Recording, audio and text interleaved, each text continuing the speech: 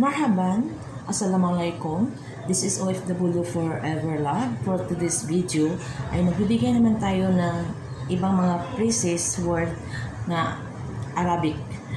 Ito ay kung ano lang ang naalala ko, yung maririnig niyo sa inyo mga madam para may mga idea kayo kung ano ang inuutos sa inyo.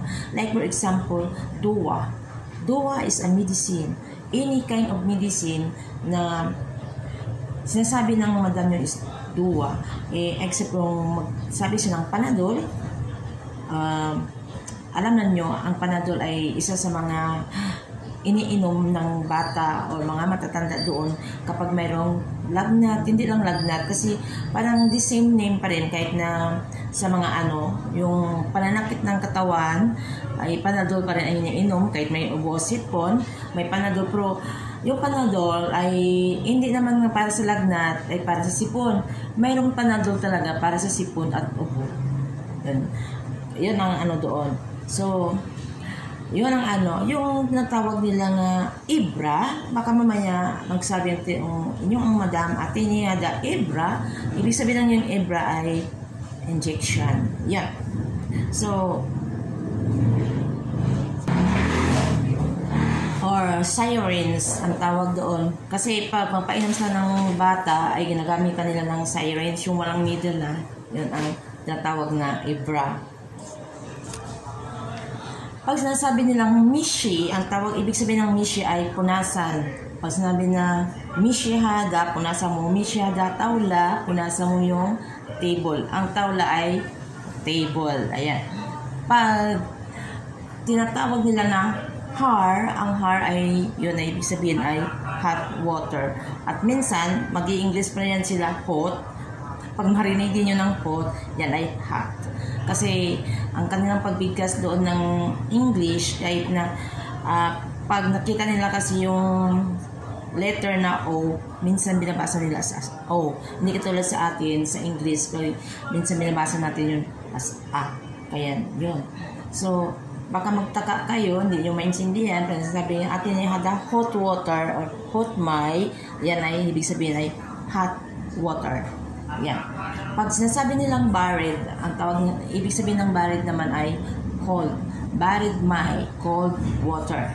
Yan ang ibig sabihin ng barid. Ang natawag nilang barada, baka magtaka kayo, atin ay hada barid may, hada barada, ibig sabihin ay sa dispenser, water dispenser, yung may water dispenser talaga sila na pure cold lang talaga yan siya. Directly yan sa gripo pero mayroong filter.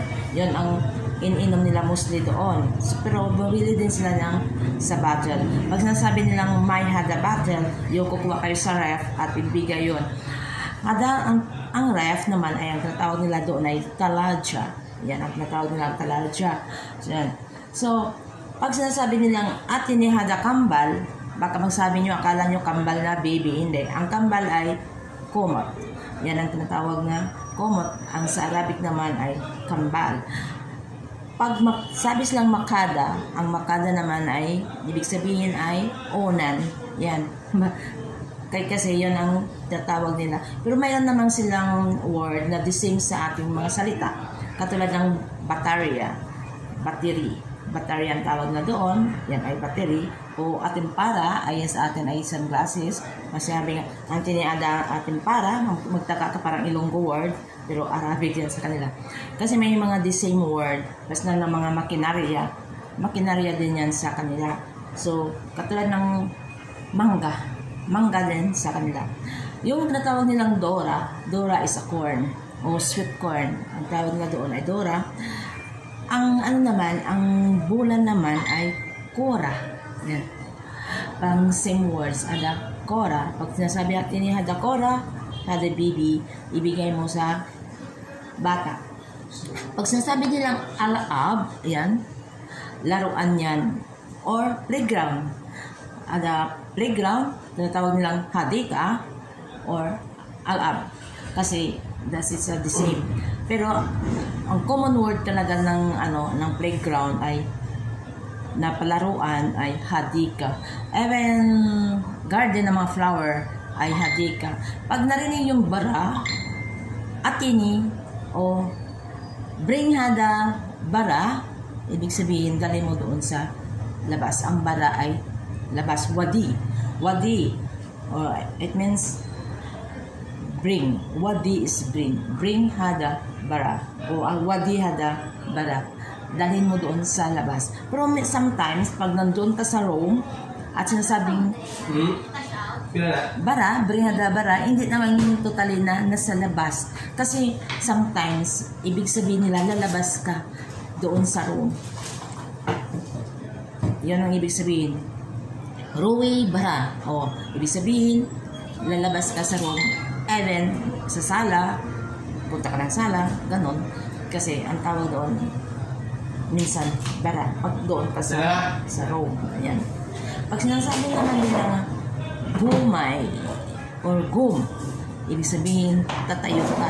Gumay, stand up. Yun. Or, natutulog ka gumay, wake up pa rin. Wake up, gumay. Yun. Kasi, yung tulog doon ay nam.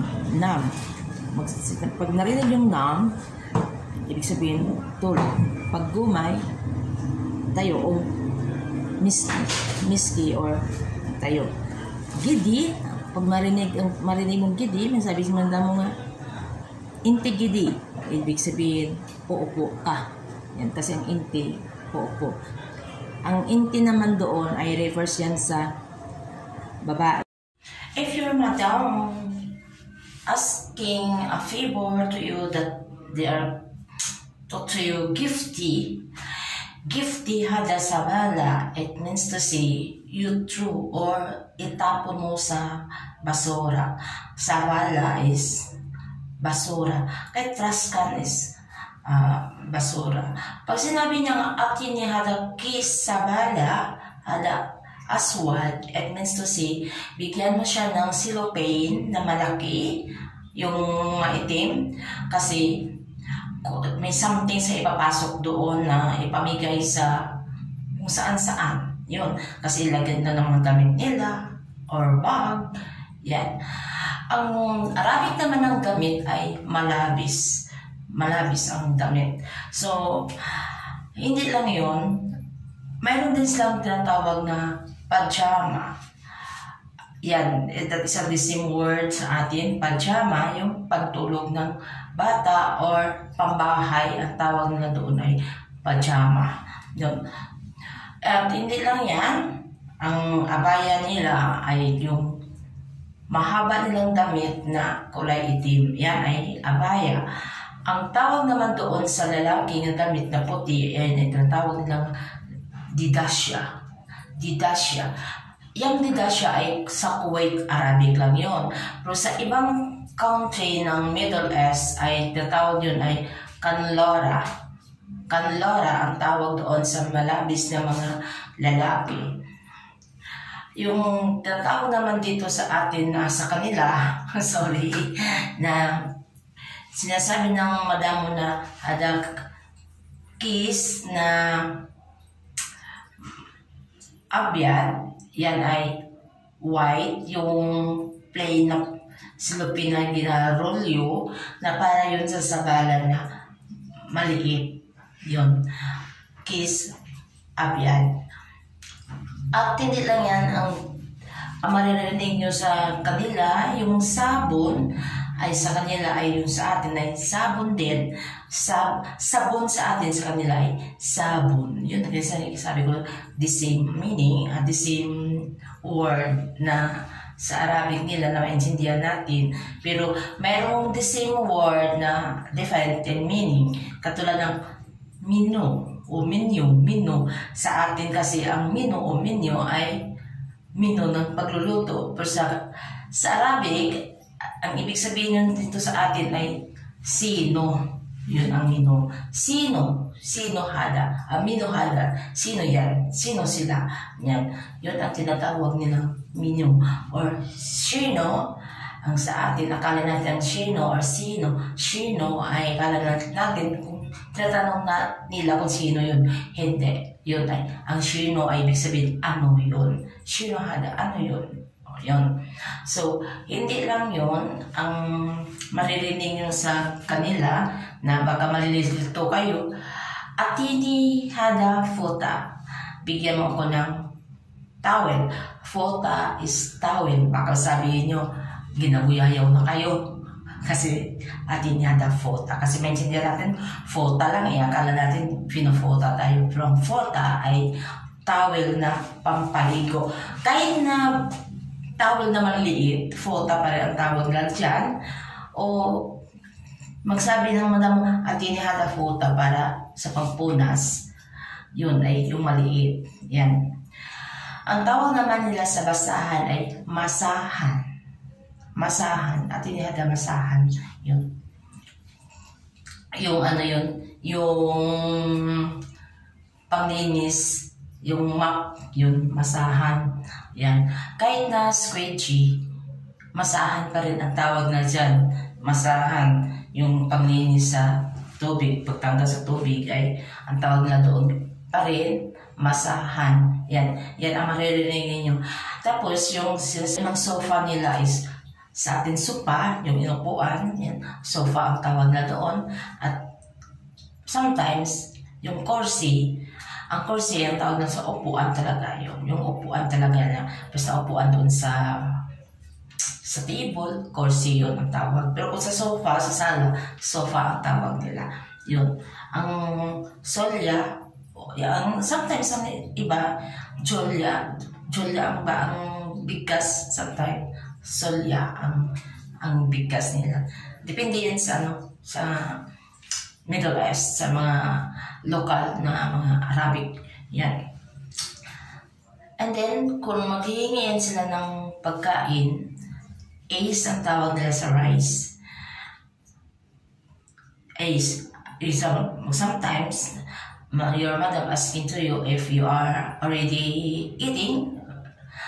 Inti kalas akil. O, ibig sabihin, tapos ka na bang kumain? Inti kalas akil. Kasi ang tapos, kalas akil, kain. Yan. Yan ang dapat ninyong malalaman ang mga words na yun kasi sa mga baguhan, yun talaga ang maririnig ninyo, lalo na yung alaga ninyo kung may sakit. Huwag niyo kalimutan yung dua. Ang dua ay medicine yan. Give me the dua. Yan, medicine yan. Or give me or sometimes mag-English sila at Arabic sometimes. Yun ang binibigkas nila. Parang mixing ang sa mga baguhan para pero may mga action yan sila para maiintindihan mo ang kanilang sinasabi. Ikaw, Le? Simpa ka ako yun, Le?